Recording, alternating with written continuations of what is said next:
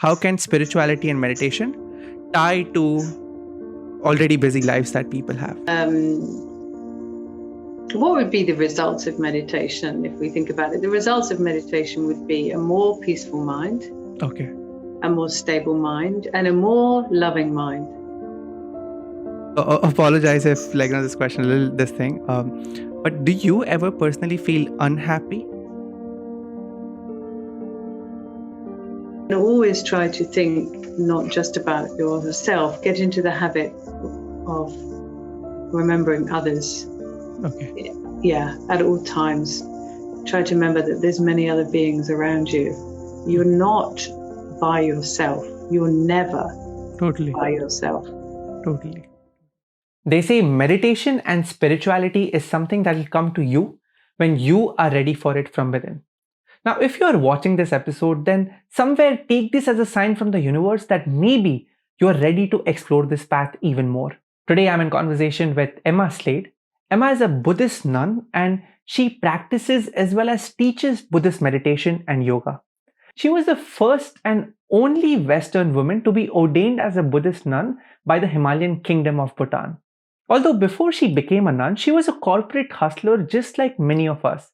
She had a high-flying investment banking job and she was surrounded by spreadsheet numbers and balance sheets. Until one day, on her business trip to Jakarta, she was held hostage at gunpoint. Now, this incident and the trauma that she went through later made her question her purpose of life and what is the true potential of a human being. Today, we'll be talking everything about meditation and happiness and how can we adapt meditation in our already busy and distracted lives.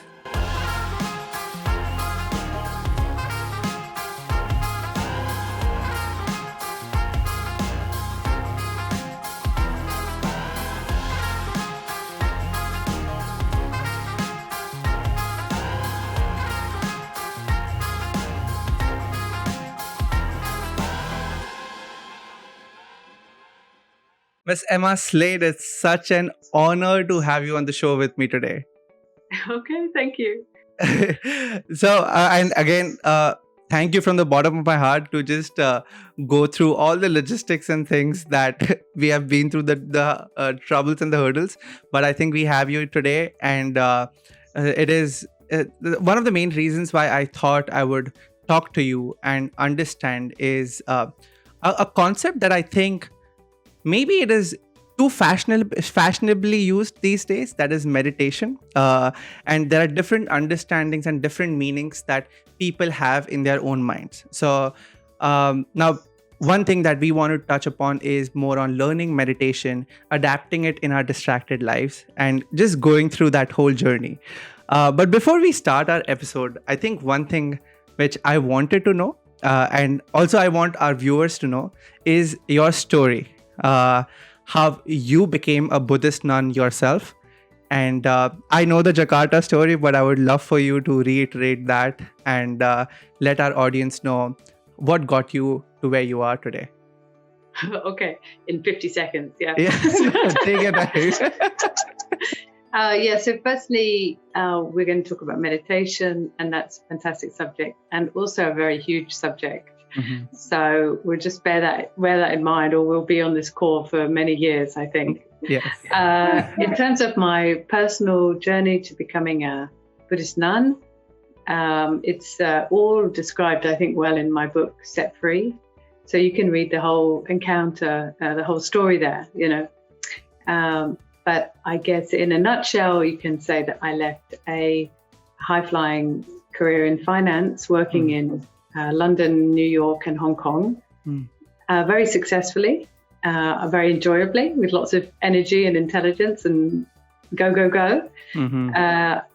I left that after being held at gunpoint in a hotel in Jakarta, Indonesia. Mm-hmm. And obviously that incident made me question what I wanted to do with the rest of my life and what I wanted to contribute to the world in the time that I had. Mm-hmm. And that began a path of really exploring first yoga in quite a lot of depth, mm-hmm. and then meditation. And eventually led me to the Himalayan Kingdom of Bhutan. Mm-hmm. And from there, I had a very auspicious encounter with a monk who was actually a lama, so somebody who has been in retreat and who was clearly my teacher. Mm-hmm. And so he began to teach me. And I've been a monastic, for about 8 years now. So you live under certain vows, but you also do a lot of practices and a lot of study to try and be, a better human, just a better human. It's just a way of being a kinder, wiser human. And for me, this is a good way. Not for everyone, but for me, this way is a good way. It's the right way for me, Okay. And so I just continue on that journey. And I think it's possible to find like photos of me on the internet when I had hair and wore normal clothes. So you can see the transition from then till now. Yeah. So if you had to explain, what is your understanding, or like say if someone is completely new to meditation or they just have a surface level knowledge, how would you explain the term meditation or being meditative? Yeah, okay. So I think we should keep quite a wide and open feeling about this, not too narrow, right? Okay. So for instance, in Tibetan, the verb which is usually used is actually gompa. And that means to cultivate. To cultivate in the mind. So it really means to be aware of the mental habits you're cultivating. So you can think, okay, what is my mind usually like? Is it tense? Is it angry? Is it relaxed? Is it kind? You can see all the different mental states that you can have even in one day, isn't it? Yes. And in the beginning, I think, when we think about gompa, what are we cultivating in our mind? We can just look at that landscape and think, okay, well, how much of what I'm cultivating is positive for me and for others? How much is causing suffering to me and others? You can just think about the balance of that, And in the beginning, it's just a question of more deliberately deciding to cultivate positive states of mind that help others, and letting go of the less positive states of mind, anger, greed, and selfishness. And so I think if we have that kind of awareness, then whether you're Buddhist or not, whether you're doing a formal practice of meditation, everybody can inquire into how their mind is and what are the strongest habits there, and ask whether those habits do bring them happiness, whether they do bring them peacefulness, You can just think like that, I think. Does that make sense? That makes sense, yeah. So a follow-up question on that, maybe. We hear, so they say that whatever you just told about being aware of your habits and your perception of life, that is what spirituality and meditation invokes. Like, it gets you thinking about it. So I think I wanted to get a deeper understanding from you. So say the like, if we take our generation, or even like people, like they're working 9 to 5 jobs, they are paying debts, they are just hustling, they are completely, I would say to some extent, making ends meet. That is what is happening, right? Now if we have to inspire someone to get into spirituality or adapt meditation in this busy and distracted life that is there, what do you think is the why here? What is the why? What is the why? Like why? Like how? Because of course, not everyone would be ready to give up their normal life, right? Right. So, and I think like it's a completely new mindset, right? So my question is that how can spirituality and meditation tie to already busy lives that people have? Okay, so what would be the results of meditation if we think about it? The results of meditation would be a more peaceful mind, a more stable mind, and a more loving mind, a more caring mind, right? Say those are some of the why we would do meditation would be for those results, isn't it? To feel more peaceful, more calm, more stable, and more naturally, our natural kindness coming out, isn't it? Mm. So those results you can definitely get from meditation, but you can get those basic results also from some other things, like being absorbed in painting, or and being with the garden, with nature, etc. So I think it's more in the beginning, maybe a human who never has a moment of peace, in the end, is quite an exhausted and unhappy human, right? True. So I think it's just being more aware of what each individual finds brings them their peace and their kindness. You can say it brings out the best in them. People who like that idea of their best self, don't they? Yeah. So, and it may well be that formal meditation is a way that does that, but there may be other ways for people as well. I think there's been studies about walking with trees in Japan or something, and then the benefits of walking by the sea. We have all this nature there that soothes us and makes us feel connected. These are also worth exploring for some people, because not everybody will feel comfortable to sit down and do a formal meditation practice. It won't suit naturally everybody. So it's okay to find those results in other things. But I think it's important to find them, because otherwise the human becomes very exhausted and quite stressed. Okay. Lovely. Now, about happiness. I know you have been in this journey, and I'm probably just probing a little bit more here.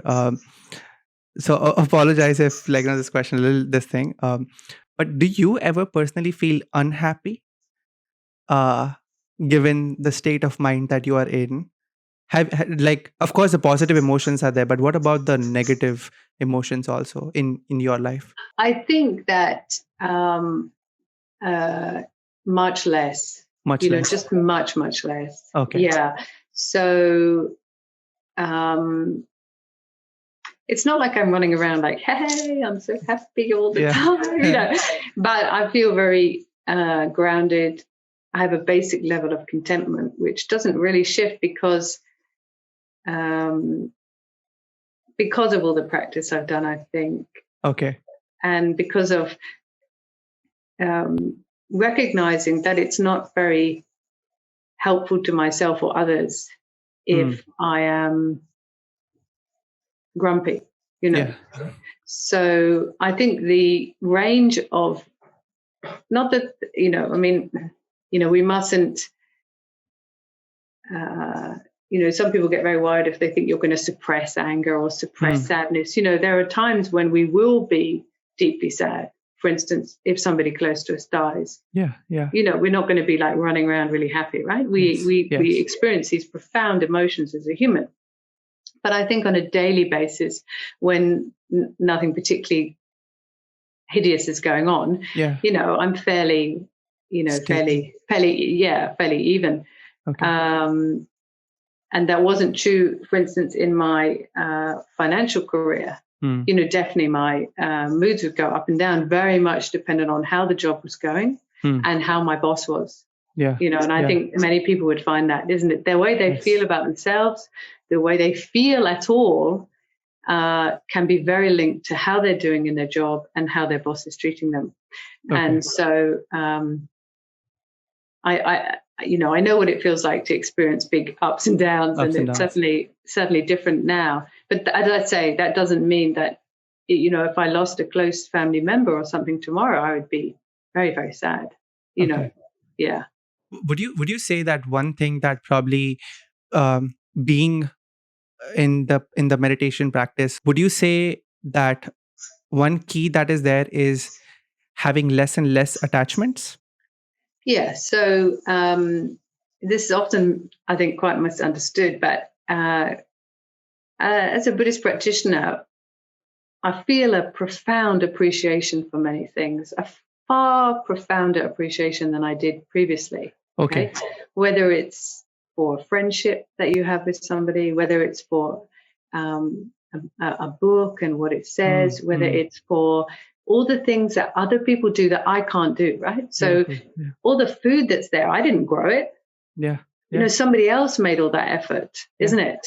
Or like the light that I had to turn on so we could see me at this point. I didn't build the electricity line. I didn't do that, right? It's somebody else has done that, you know. So you feel a very profound appreciation for those things. But at the same time, have the feeling that if you had to give them all away tomorrow, that's also okay. Okay. But it's not that you dislike those things. You know, you do appreciate them, but not clinging to them. Lovely. Very beautifully said. So from what I understand is that there is this immense gratefulness that comes from within, and we start appreciating and looking at small things. It might be very minor things like a platter. That's it, right? And just appreciating those small aspects. And I would say in fact, when you retreat and when you spend time in meditation practice, actually that can become extremely profound. Wow. I mean, you can feel very, you know, you can look at some parts of nature or even a bird flying through the sky and you can feel, I don't know if even gratitude's the word, you can just feel humbled by the presence of these these moments. They can be very, very profound. Yeah, and it could be very fulfilling also internally. So now one thing which I wanted to touch upon is talk about my generation. And I feel my generation is heavily into instant gratification, right? As you know, the world and the technology around us, it's all about one-click shopping, one-click button, and everything is just right on your doorstep. So the sense of patience, I think, is slowly and steadily deteriorating in my generation, or like, you know, the ones after me. Now, when we take meditation, of course, it is a much longer practice before the fruits come in, before we actually start experiencing anything, right? So if I have to ask you, are there any immediate benefits that you think that are there if we have to get, you know, say a millennial or a youth to get into meditation? So are there any immediate benefits that one can experience by just starting a simple practice of meditation? Okay, a few things there. First of all, you know, the human will develop over time. When you're young, you will have certain interests, you'll wear certain clothes, you'll have certain habits, isn't it? And the important thing that a human can evolve, they can make different choices. If you don't change those habits, and I see you in 50 years' time and you're still wearing the same clothes and still struggling with the same things, then I'm sad, right? Sometimes we have to go through these things. So you're aware now that maybe you're becoming quite impatient. Maybe you're aware you're becoming irritated because of these things. So once you have that awareness, you can choose what to do about it. Beautiful. You know, you can go, okay, I'm choosing to be impatient. I'm choosing to be irritated. That's my choice. And you can think whether you want to continue it or not, right? So first of all, I would say that be kind to yourself. Realize that this is potentially just a phase you're going through. You can choose to come out of that phase. Many young people, when they have a lot of energy, they're very focused on their career, right? Yeah. And they may be wanting to contribute a lot. They may have a very kind of creative thing going on. Maybe patience comes a little later. I mean, I don't know, you know, so be kind around this. Just keep your mind to include many other people, not just yourself. And then maybe the impatience can become something quite positive because you can, you know, achieve more than you had imagined, to help other people more, something like that. Okay. You know? No, beautiful. I think there's one thing that you mentioned which caught my attention, and that was that it's okay to be feeling what you are feeling. But what is important is to be aware of it. If you're feeling too distracted and if you're feeling too vulnerable, acknowledge it and be aware of it, that, okay, this is what I'm going through. And with time and age, those things will slowly find its own middle ground too somewhere, right? Yeah, time, age, and maybe you have to put a bit of work in also. For efforts, right. You know, but I mean, it's very essential to be aware of what's going on. That's where the whole mindfulness movement comes in, isn't it? But also because you will never know the benefit of patience if you've never been angry. You'll never know the benefit of being generous if you've never been a bit resentful and mean, right? Yeah. All of those more difficult times inform our greater understanding. And as I said at the beginning, ultimately it'll be about making choices.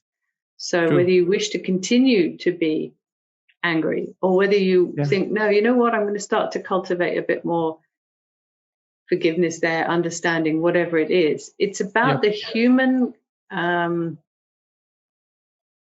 human who's really empowered with the chance to see their mental patterns and to choose which ones that they want to follow, because that's in our hands. It's not true. It's up to us. It's not up to somebody else. Oh, lovely. I think yes. I think that beautifully explains that thing. So Emma, when you sit to meditate, what type of meditation do you do, and what does your practice look like? Can you walk us through that? Well, I mean, the practice that I do is not. It's given to me by my teacher, so it's not something that I'm going to talk about because it's private between me and my teacher. Got it. So that's important to understand. Okay. But I think there's any person training in meditation will basically be training in calming the mind so that it's less distracted. It's in a state of absorption. But it's also in a state of clarity and not sleepiness. Got it. And there's many methods, the way to do that. And in both in the yogic tradition and in the Buddhist tradition, there tend to be two big categories. The first is called in Sanskrit shamatha, or jine in Tibetan, and that is called calm abiding. It's when you can place your mind fairly calmly, deliberately you place it calmly, and it can stay there.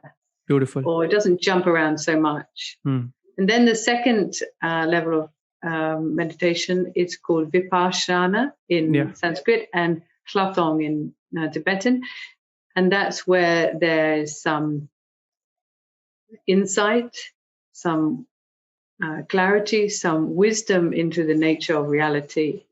So you have those two broad buckets in terms of the nature of meditation. And I mean, even in yoga, when you do your breathing in yoga, whether you're moving or not, it's some element of shamatha, some element of calming around the breathing, isn't it? But when you go further into meditation, then it's quite important to have a teacher. And the teacher will help you and help you with the right method, Lovely. So that's probably the best thing to say there. Okay. No, I think, and I am going to go more in the teacher and the guru aspect also. But before that, I wanted to ask you, I wanted to ask you about the shamatha, that is having, attaining calmness, right? Like having a state of mind where you're just onto something. Now, here is something that we read a lot about, and that is meditation can help you achieve thoughtlessness. Okay. Now, one thing which I wanted to understand from you is that one is that true? And if it is, then what does it mean to be thoughtless? Because as humans, I mean, we are trained to have thoughts, right? Like, as in, we are just built to just get so many thoughts. So, yeah, what are your thoughts on that? So people often have that idea, or they talk about they just don't want to have nothing in their mind, or kind of like that kind of thing, right?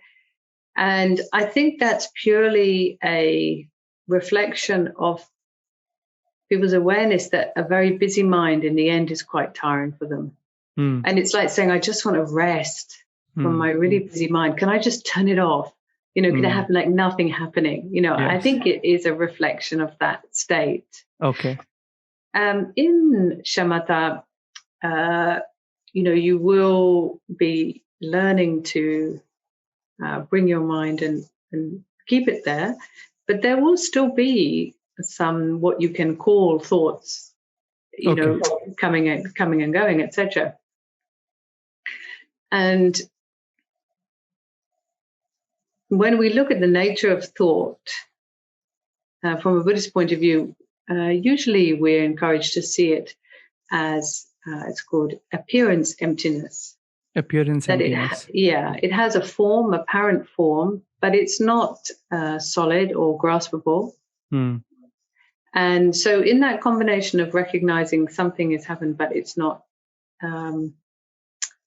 graspable, like a rainbow in the sky, then you can be more comfortable with these thoughts that are coming. So it doesn't disturb you so much. Okay. In the texts, if we look at what somebody like the great Mahasiddha Tilopa said about meditation, I mean, I'm not at this level, right? So you have to, I'm just telling you what he said, And then he did say that in the present moment, you can be without concept or without idea.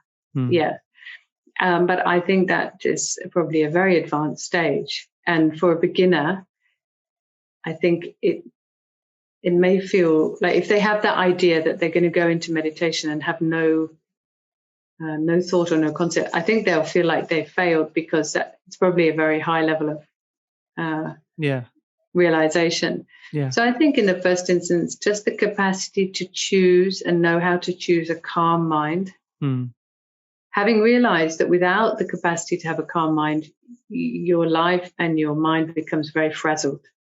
True. True. So it's just like that, and you can use your shamatha practice for that. But I think it's best not to go in thinking, if I do this, I'm never going to have any thoughts. Because you'll be profoundly disappointed, I suspect. For sure.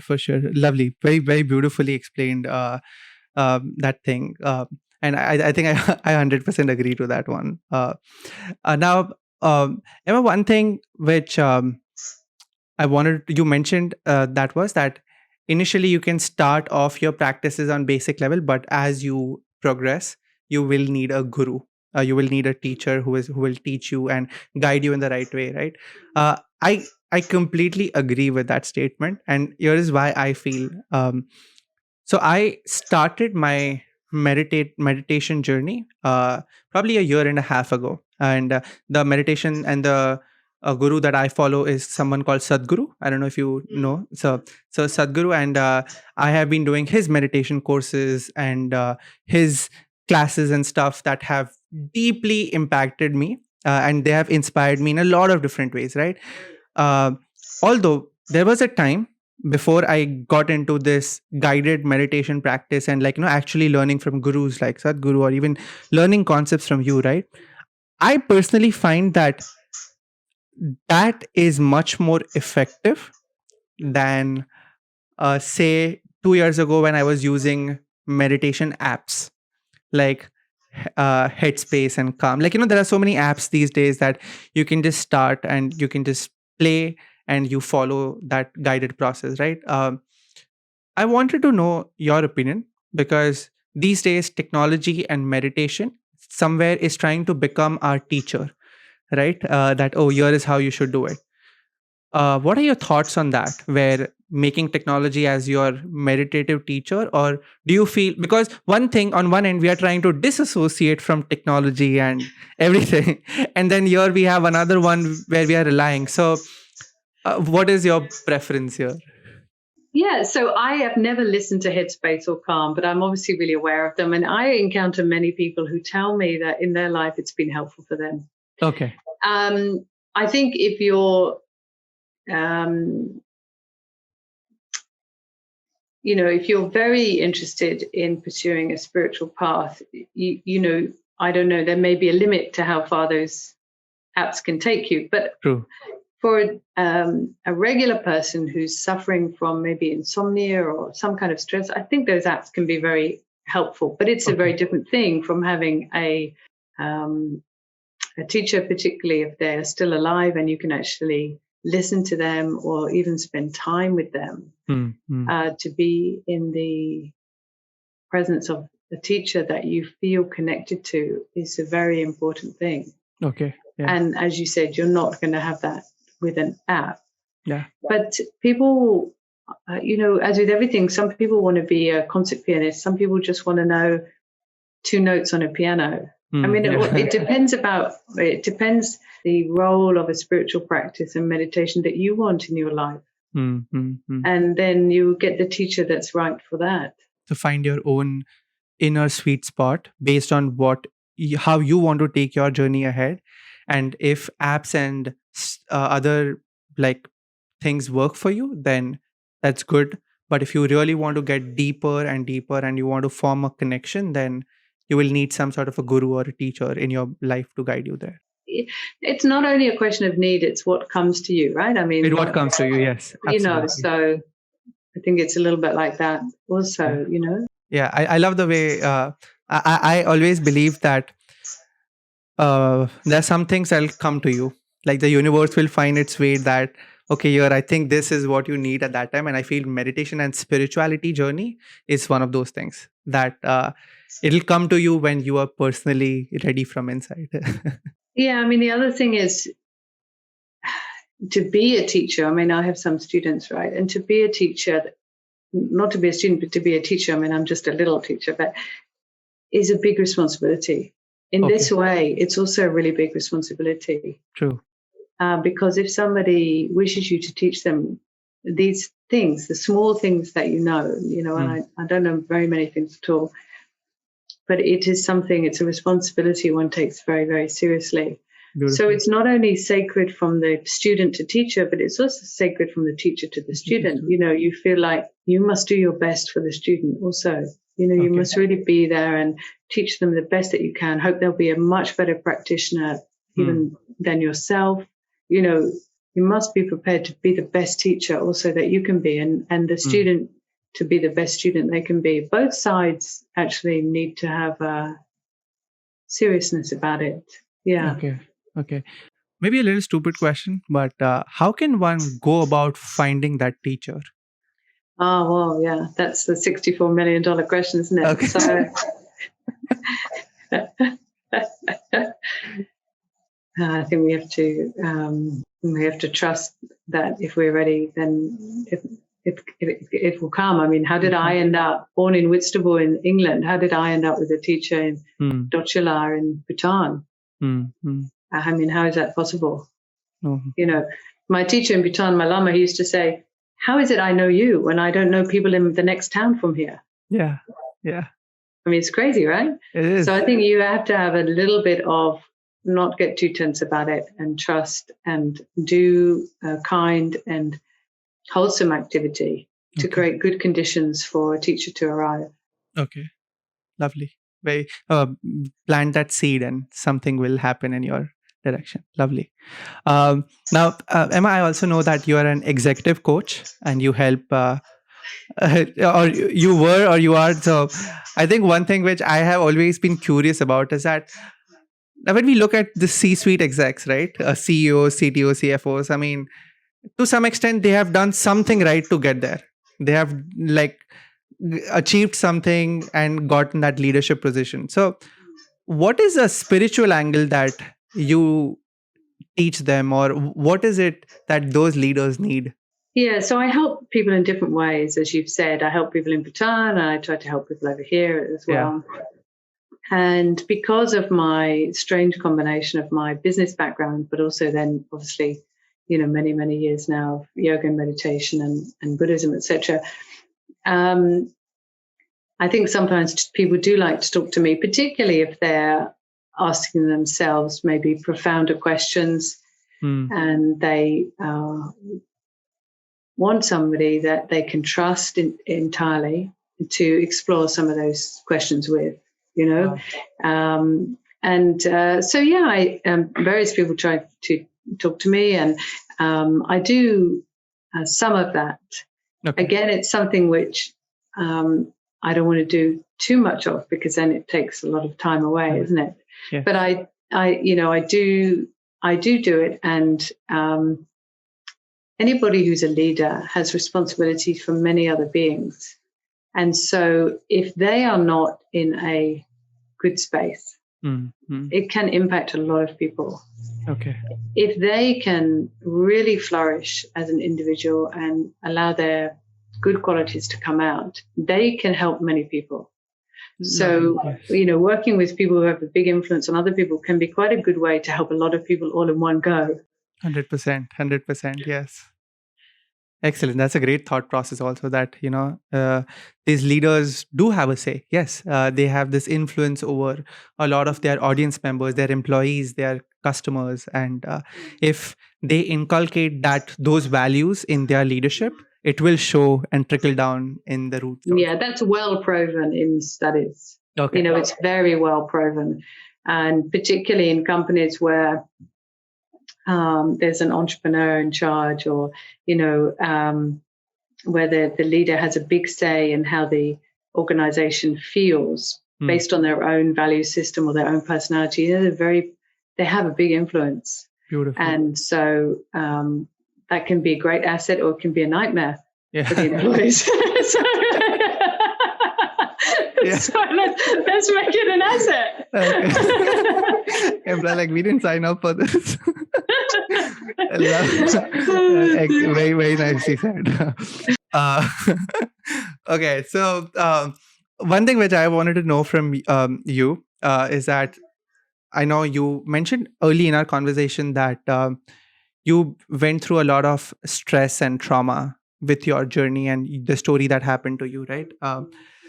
I wanted to know, how has meditation personally changed the way you were, like Emma before you got into meditation, and the Emma, the person who is sitting in front of me right now? What is one thing that you feel meditation has thoroughly changed you? I know you told how grateful you are.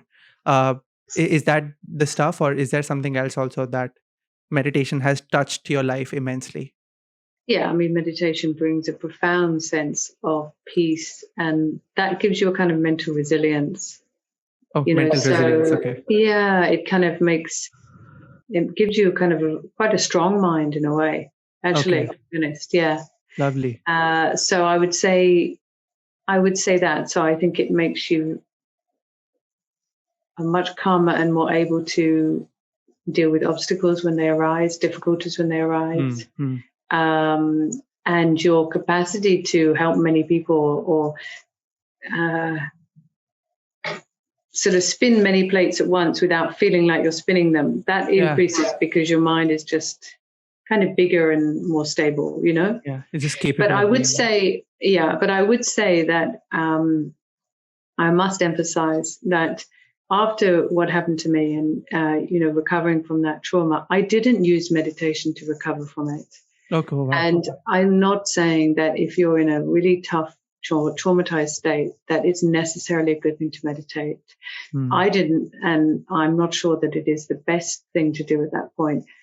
I needed to talk to people. I needed people to help me to understand what had happened to me. And then I needed to regain my trust in the world. And that happened in other ways than meditation. To be honest, I had to kind of recover from that before my mind was calm enough and open enough in order to do meditation. So I didn't do meditation immediately after what had happened to me. And I think that's important to know. Often if you're dealing with something that's difficult or traumatic, your mind is quite turned inwards in a negative way. So, for instance, opening out, talking to people, listening therapies, these can be very important for somebody who's been traumatized. Okay. So I wouldn't say that meditation is necessarily the best thing to do at that point. I see. And could the reasons also be because when you're going in a meditation practice, yet again, it is your own self and just dealing with your own emotions alone. And I think what you are recommending is that when something traumatic has happened, then the best thing is first to be along with your social group and get the help that you need. Yeah, and be in a state of connection, being in the state to others. Yeah, and so that I'm just saying that, from the yogic path that first in yoga you tend to do asana, Yes. physical yoga, before you do meditation. You kind of get the body fairly clear and the breathing good, and then you do meditation. You don't do it as the first thing. You do it having, trained along the way, isn't it? So Lovely. Don't forget that. Okay. I wish I knew this a year and a half ago. Because I think now that I connect the dots, I remember after every meditation session, because I was alone, I used to weep for 30 minutes, 1 hour, just cry, like openly. And I just felt more heavy after doing the meditation. I think just whatever was going on in my life. But I think the key here is that at that time, probably more than meditation, I needed help with someone else. So you have that insight now, and that's good to talk about. And maybe if there's any misunderstanding there, we've cleared it up today. Yes. Yeah. No, that's a great clarification. Excellent. Lovely. So Emma, coming to the last segment of the show, this show is called "It's Not That Complicated," and great title. Great title. Thank you. Love it. And the whole idea of this show is like talk about broad topics like meditation, right? And help people get inspired and something that they can start doing today. And if they want to, right after this show, if they want to start doing something today, they can do that. So if I have to ask you, what are some 3 CTAs or 3 call to actions or recommendations that you would have for our viewers today that they can adapt in order to get into meditation and start practicing meditation in their distracted lives or the busy lives? What would it be? Did you say you wanted 3 things, or did I miss that? Yeah. So you want 3 things. Wow. So if you have to summarize it with 3 points or 3 recommendations. Well, I think it's a really hard question, I have to say, but I think it's always worth thinking, as I said, what is the main thing I'd like to contribute with my life? Yeah. And don't lose sight of it. You can write it down like a mantra, like, I would like to help others, or I would like to look after animals. Some positive thing that you would like to contribute, not get, but contribute. Okay. And then have that somewhere. Just check you're connecting with it, and just let it grow a little bit. A little bit. Then I would say,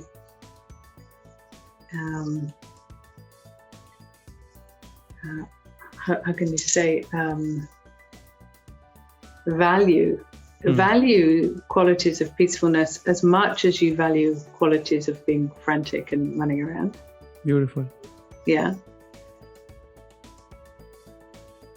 And then always try to think not just about yourself. Get into the habit of remembering others. Okay. Yeah, at all times.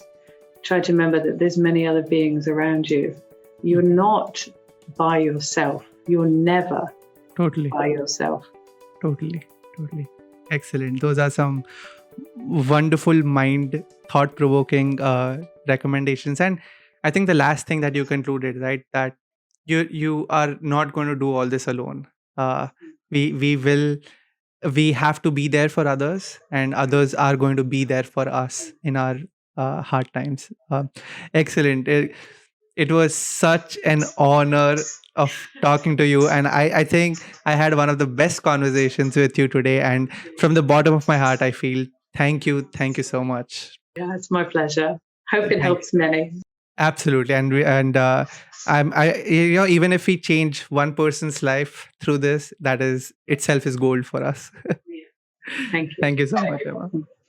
Thank you for watching this episode, guys. Please do share this episode with your friends, family members, and anyone who is in their meditation journey or is thinking of getting into the meditation journey.